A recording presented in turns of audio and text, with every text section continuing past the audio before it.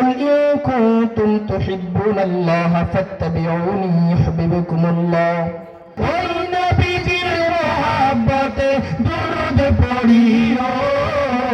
সম্মানিত হাজিরিন, আল্লাহ পাক রব্বুল আলামিন কালামুল্লাহ হাকিমে বলেন, বিসমিল্লাহির রহমানির রহিম, قل إن كنتم تحبون الله فاتبعوني يحببكم الله ويغفر لكم ذنوبكم والله غفور رحيم।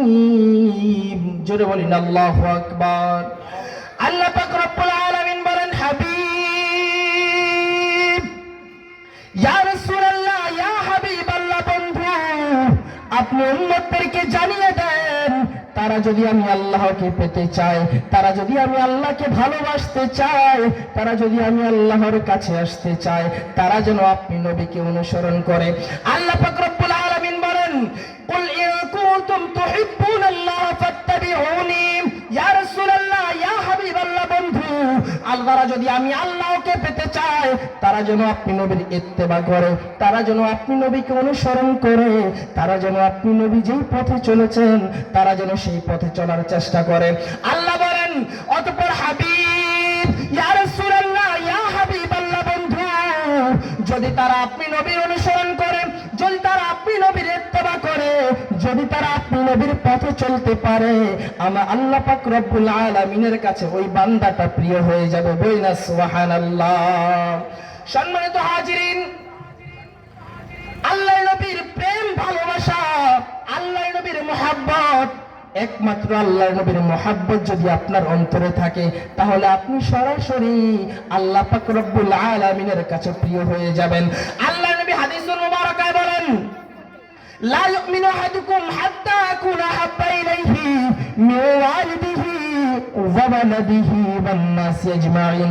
আল্লাহ নবী আমাদের উম্মতদেরকে ডাক দিয়ে বলে, উম্মত, ও আদরের উম্মতেরা রে, তোমরা শুনে নাও, তোমরা আমার হাদিসটা একটু জেনে নাও। ও আমার উম্মত, তোমরা এই হাদিসটা একটু জেনে নাও।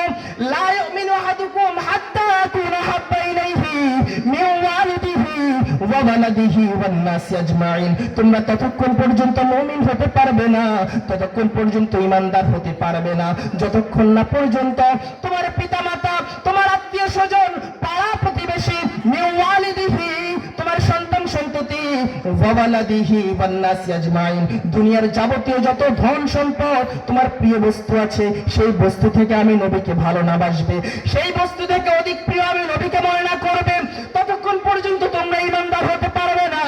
ও দুনিয়ার মুসলমান, ও আইপার মুসলমান, আপনারা শুনে নেন, নবীর প্রেমে পাগল পাড়া হতে হবে। নবীকে যদি মুহাব্বত করতে পারেন, নবীকে যদি জানের চাইতে বেশি ভালোবাসতে পারেন, তাহলে আপনি আমার রব্বুল আলামিনের দরবারে প্রিয় হয়ে যাবেন, মুহাব্বতে পড়ে যাবেন। সুবহানাল্লাহ। এবার আসেন, নবী প্রেমের অনেকেই দৃষ্টান্ত রেখে গিয়েছেন। আমরা যদি চলে যাই আবু বকরের কাছে, আবু বকর কেমন নবীর প্রেমে পাগল ছিলেন, কেমন নবীর আশিক ছিলেন ওই আবু বকর।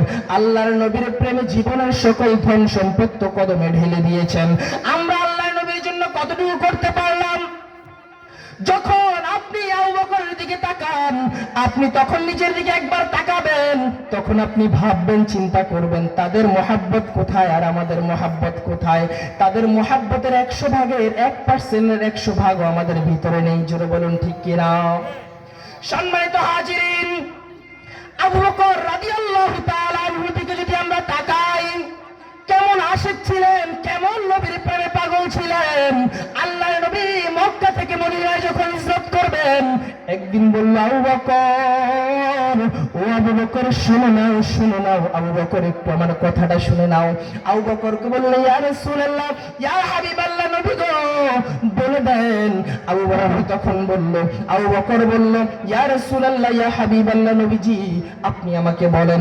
বলল, আল্লাহ নবীজি বললেন, আবু বকর, যে কোনো সময় আমি নবী মক্কা থেকে মদিনায় হিজরত করতে পারি। আবু বকর বলল, ইয়া রাসূলুল্লাহ, ইয়া হাবিবাল্লাহ, নবীজি আমি সর্বদা সব সময় প্রস্তুত। একদিন আল্লাহ পাকের দরবার থেকে ইলহাম হলো, আবু বকরকে আল্লাহর নবী দরজায় গিয়ে কড়া নাড়লেন। কড়া নাড়ার সাথে সাথে আবু বকর দরজাটা খুলে দিলেন। আল্লাহ নবীর যখন দেখলেন আবু বকর ডাকার সাথে সাথে দরজাটা খুলে দিল, আল্লাহ নবী বললেন, আবু বকর তুমি কি ঘুমাও নাই? আবু বকর বলল, ইয়া রাসূলুল্লাহ, ইয়া হাবিবাল্লাহ, নবীজি, ও নবী গো, যেদিন থেকে আপনি আবু বকরকে বলেছেন আপনি হিজরতে যাবেন, আমি আবু বকর ওই দিন থেকে এই পিঠটা ওই বিছানায় লাগাই নাই। সুবহানাল্লাহ। নবীর প্রেমে আবু বকর ঘুমটা মার দিয়ে দিয়েছেন। নবীর প্রেমে আবু বকর জীবনটা ফানা করে দিয়েছেন, জীবনটা কোরবান করে দিয়েছেন। আর সেদিকে না যাই, চলে যাই আল্লাহর নবীর আরেকটা আশিক ওয়াইস করণী। আল্লাহর নবীর প্রেমে এমন ফানা ছিলেন, ওয়াইস করণী আল্লাহর নবীকে মায়ের খেদমতের কারণে দেখতে পারেন নাই। আল্লাহর নবীর হাতে বায়াত হয়ে সাহাবার মর্যাদা গ্রহণ করতে পারেন নাই। ওয়াইস করণী আল্লাহর নবী সাল্লাল্লাহু আলাইহি ওয়াসাল্লাম ওয়াইস করণীকে সেই জুব্বাটা দিলেন। এই জন্য কবি কত সুন্দর করে বলেন, পাগল ছিল ওয়াইস করণী, জুব্বা দিলে তাকে তুমি, পাগল ছিল ওয়াইস করণী, জুব্বা দিলে তাকে তুমি, দান মোবারক শহীদ করলেন নবীর প্রেমেতে। পাগল ছিল ওয়াইস করণী, জুব্বা দিলে তাকে তুমি, দান মোবারক শহীদ করলো নবীর প্রেমেতে। আল্লাহুম্মা সাল্লি আলা মাওলানা মুহাম্মদ ওয়া আলা আলি সাইয়্যিদিনা। সম্মানিত হাজির, বলতে চাই ওয়াইস করণী নবীর প্রেমে এমন পাগল ছিলেন, ওয়াইস করণী নবীর এমন দিশাহারা, এমন আশিক ছিলেন, মায়ের খেদমতের কারণে নবীর হাতে বায়াত নিতে পারেন নাই। কিন্তু যখন ওয়াইস করণী শুনলেন উহুদের ময়দানে নবীর দানটা শহীদ হয়েছে, ওয়াইস করণী নিজেকে আর কন্ট্রোল করতে পারলেন না। নবীর প্রেমে তার একটা করে 32টা দান উপরে ফেলে দিয়েছেন। জোরে বলেন আল্লাহু আকবার।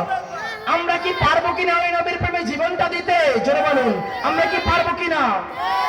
ওয়াইস করণী একটা না দুইটা না 32টা দাঁত উজাড় করে দিয়েছেন নবীর প্রেমে। আজকে আমার নবীর ইজ্জতে যারা আঘাত হানে, আমরা ওই মুরতাদদেরকে দুনিয়া থেকে শেষ করে দেওয়ার জন্য সবসময় প্রস্তুত থাকবো। বলেন ইনশাআল্লাহ। আল্লাহুম্মা সাল্লি আলা সাইয়্যিদিনা মুহাম্মদ নাবিয়ানা শাফিয়ানা মাওলানা মুহাম্মদ। আল্লাহুম্মা সাল্লি আলা মুহাম্মদ নাবিয়ানা শাফিয়ানা মাওলানা মুহাম্মদ। যাই যদি মোর ধন প্রাণ তাতে নাই মোর ভাবনা, চাই যদি মোর ধন প্রাণ তাতে নাই মোর ভাবনা, দিবানিশি নবীর প্রেমে, দিবানিশি নবীর প্রেমে জীবন দিতে ভুলবো না।